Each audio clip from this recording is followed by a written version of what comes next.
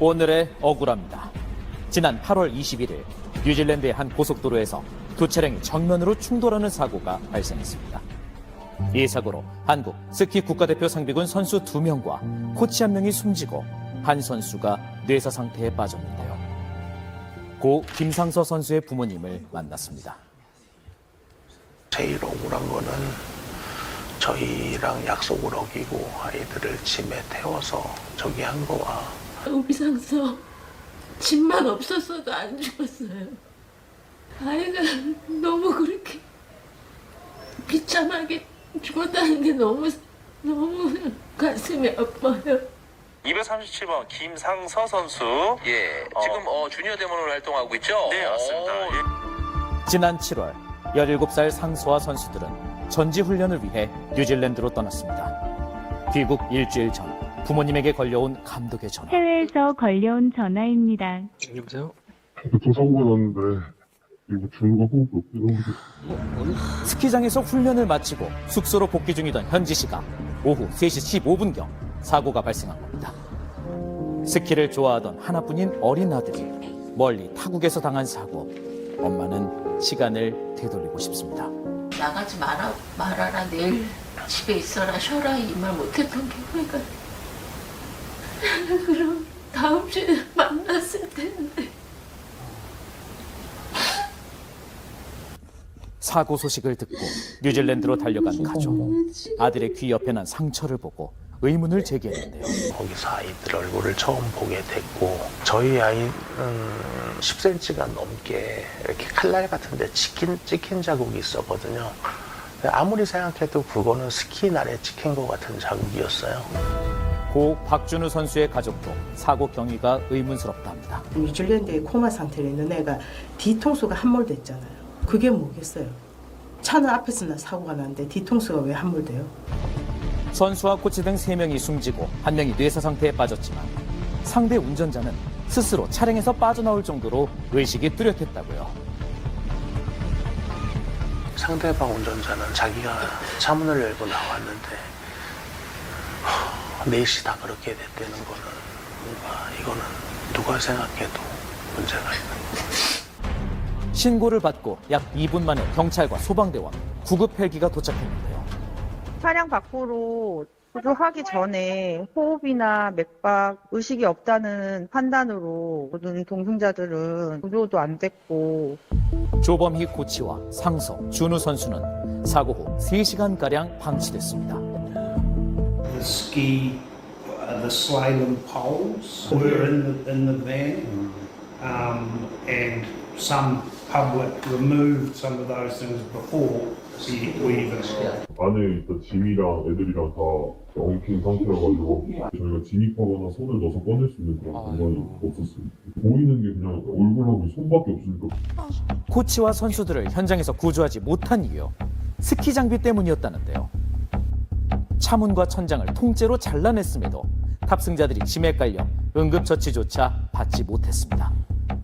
천정까지 모든 짐을 다 때려 실어서 이게 애들이 구조할 수조차도 없게 심지어는 보안구역까지 차를 10톤 트럭에 실어서 가서 거기서 또 다 분해를 해서 꺼낸 상황이니까.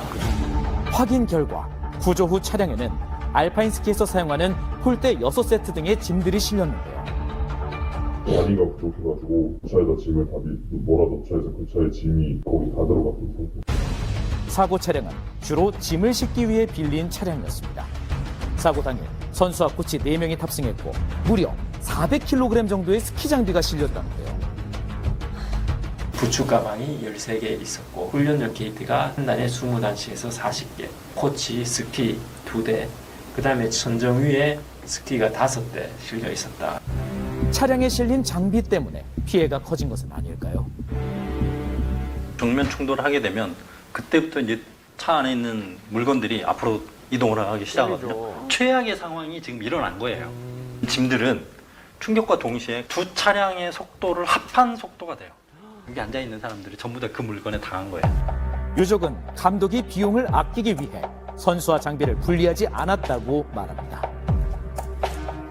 저희가 트럭도 갖다 주고 하면서 거기에 대해 다짐을 받았고 걱정하지 마시라고 그 이후로 절대 애들하고 짐이랑 같이 안 실른다고 얘기를 하니까 믿고 있었던 거죠. 다 했었네요, 그럼. 유족은 사고 위험을 우려해 짐차로 사용할 트럭까지 기증했습니다.